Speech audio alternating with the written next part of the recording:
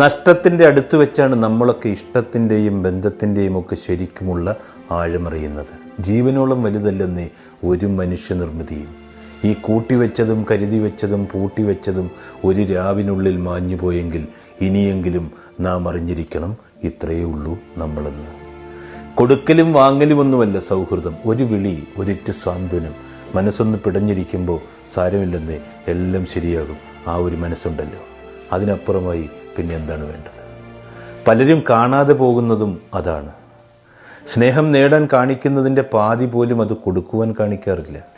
സമയമാകുമ്പോൾ സ്വന്തം വഴികളിൽ തിരിച്ചു പോകുന്ന മനുഷ്യർക്കിടയിൽ അവരെ മാത്രം വിശ്വസിച്ചിരുന്ന മനുഷ്യർക്ക് പിന്നെ പോകാനുള്ള വഴി ഏതൊന്നുപോലും നിശ്ചയമുണ്ടാവില്ല.